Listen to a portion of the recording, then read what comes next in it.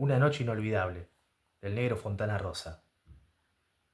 El que conocía todos los piringundines era mi amigo, el narigón Costoya. Hombre de la noche a pesar de su juventud, era para mí una imagen digna de admiración y envidia, cuando se entreveraba con gente avesada en el trajín algo turbio de boliches y reductos tangueros. Por eso, aquella vez en que me dijo, esta noche nos vamos al Tabarí, no puse ningún tipo de objeción, dado que mi confianza en el narigón era completa. Purretes todavía, a pesar del estímulo varonil que nos prestaban el cigarrillo con boquilla y la botita charolada, el ambiente noctámbulo nos atraía como la miel a las moscas. Canta un coso que no te podés perder, me confió Costoya. No teníamos mucho níquel en el bolsillo, eran otros tiempos, pero sí podíamos ufanarnos de un atrevimiento a toda prueba, en especial de parte de Narigón, poseedor de un ángel y una soltura verdaderamente notables. Años más tarde, hablaría de él aquel inmortal bardo que fuera don Nicolás Casona. La verdad fue que llegamos al Tabarí, ahí por Suipacha al 400. Pasamos bajo la mirada entresevera y cómplice de Lopecito, el portero, y nos mandamos para adentro.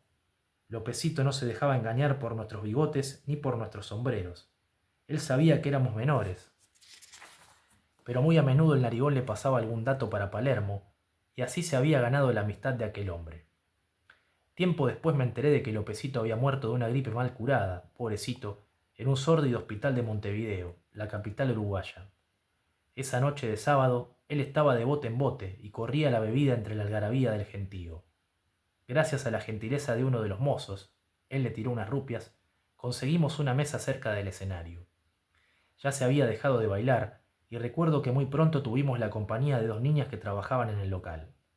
Eso colmaba todas mis aspiraciones de sentirme hombre mundano, a pesar de saber perfectamente que aquellas muchachas estaban trabajando y solo pretendían un mayor consumo de nuestra parte. Yo, bastante más tímido que mi amigo, no vacilé no obstante en pedir un par de botellas de champán, ante la admiración de nuestras ocasionales acompañantes. No habría pasado más de una hora cuando subió al escenario, hasta ese momento desierto, una pequeña orquesta y a renglón seguido un hombre a un joven, delgado y pálido como una porcelana. Hubo aplausos y vivas al artista, pero pronto se hizo un respetuoso silencio cuando el bandoneón rompió con sus primeras quejas. Qué notable el mutismo de aquel público de habitual mordaz y bullanguero. Qué dominio sobre la audiencia poseía aquel cantor de fino bigotito y voz cristalina que a cada momento amenazaba quebrarse. El artista finalizó sus canciones y no pudo abandonar el proscenio ante los hurras y reclamos de la gente que pedía al pelado alargar su actuación. Fue cuando yo, intrigado por ese magnetismo increíble que irradiaba de esa garganta privilegiada, le toco el codo al narigón y le pregunto: «Che, ¿quién es?». «¿Cómo? ¿No lo conoce?», se adelanta entonces una de las pibas. «Es Agustín Magaldi», dice la otra.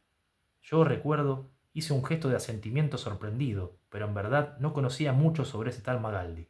Había oído de sus condiciones, sí, pero un par de veces como de paso. El gran Agustín Magaldi, sentenció el narigón, que había vuelto a sentarse tras la euforia del agasajo. En el escenario, Magaldi estaba anunciando ante la ávida expectativa de la multitud su última entrega. En eso, una voz estentórea interrumpe su soliloquio. «Tenga mano, compañero». Giramos todos nuestras miradas hacia la puerta y vemos la silueta amenazadora de un hombre recortada frente a los vidrios de la entrada. Se hizo un silencio de muerte cuando el recién llegado comenzó a avanzar hacia el escenario a paso firme. Llevaba una daga impresionante en la mano. De más está decir que la gente se abrió presurosa en el camino de aquel malevo. Cuando trepó al tablado pude verlo mejor. Un morocho grandote, ahindiado, de rasgos nobles a pesar de su ferocidad, con el hombro derecho cubierto por un poncho, y el toque elegante de unos gemelos de oro en el puño que sobresalía bajo la manga, que cubría el brazo sostenedor de la faca amenazante. Se enfrentó a Magaldi, y ante el horror de todos gritó: «¡No me gustan los cantores de voz finita!», y le tiró una puñalada. Pero quiso Dios Todopoderoso que un segundo antes una mano femenina propinara un empujón a Magaldi, quitándolo del rumbo homicida del puñal. El fierro prosiguió su vuelo, y se ensartó en el instrumento del primer bandoneonista. Recuerdo que el fuelle, herido, exhaló un quejido profundo, como un lamento. El matón defraudado retiró el arma, miró con desprecio a Magaldi, que había caído sobre el piano, y se retiró a paso vivo, dejándonos con la boca abierta. No voy a contar por extensos los comentarios que entonces se sucedieron. el parloteo alarmado de las mujeres y el murmullo de asombro entre los varones. Pero Magaldi era un hombre de decisiones rápidas. Pidió silencio golpeando sus palmas. Exclamó: «Aquí no ha pasado nada», y dijo que el espectáculo iba a continuar. Todos se animaron nuevamente hasta el momento que cayeron en la cuenta de que el bandoneón agonizaba sobre las rodillas de su desconsolado dueño por la puñalada recibida. No había poder humano que le arrancase un sonido. El narigón, con esa facilidad suya para apoderarse de las situaciones, saltó sobre la tarima y gritó: «La fiesta recién comienza. No vamos a permitir que una cosa así nos amargue la noche». Y acto seguido, ante la mirada atribulada del gordito bandoneonista, tomó el herido instrumento diciendo: «Vengan conmigo, acá cerca hay una gomería». Y ahí salimos todos en manifestación, ante la mirada atenta de los presentes que aprobaban entusiastas la decidida acción de mi amigo. Habremos sido unos 14 los que nos movilizamos hacia la estación de servicio. Hacía frío, recuerdo, y el narigón tuvo que explicarle a un policía qué era eso de andar a altas horas de la noche llevando un bandoneón en brazos como quien lleva a un pibe accidentado. Debo confesar que dentro del absurdo, la cosa tenía algo de trágica, de litúrgica procesión pagana tras la figura de un dios caído. El agente del orden comprendió. Era un porteño después de todo, y nos dejó seguir nuestro camino. Cuando llegamos a la estación de servicio, la gomería estaba cerrada. Eran como las 3 de la mañana. Había un pibe, sin embargo, sentado en una pequeña caseta vidriada haciendo la tediosa guardia nocturna, tomando mate. «Queremos ponerle un parche a este fuelle», le dijo el narigón. El pebete lo miró con ojos vivaces y contestó: «Me parece difícil. La gomería está cerrada y don Hipólito está durmiendo». En efecto, el pequeño galponcito que hacía las veces de gomería tenía sus puertas de chapa cerradas. «¿Y ahora qué hacemos?», pregunté yo. «Esperen», nos dijo el pibe comedido. «Si don Hipólito se despierta, tal vez les hace el laburo». Ante nuestra natural ansiedad, el muchacho se encaminó hasta el galpón y golpeó la puerta. Debo confesar que nosotros esperábamos por toda respuesta el insulto o el silencio más frío, pero de inmediato desde adentro se escuchó una voz áspera y somnolienta. «¿Qué pasa?». En breves palabras, el pibe que nos había atendido le contó al tal don Hipólito nuestro problema. Al rato se dio vuelta y nos hizo una seña con la mano: que esperáramos. Enseguida se abrió la puerta, se encendió la luz de adentro y vimos la silueta de un hombrón grandote poniéndose una bufanda. «Pasen», dijo. Al gordito dueño del bandoneón se le iluminó la cara.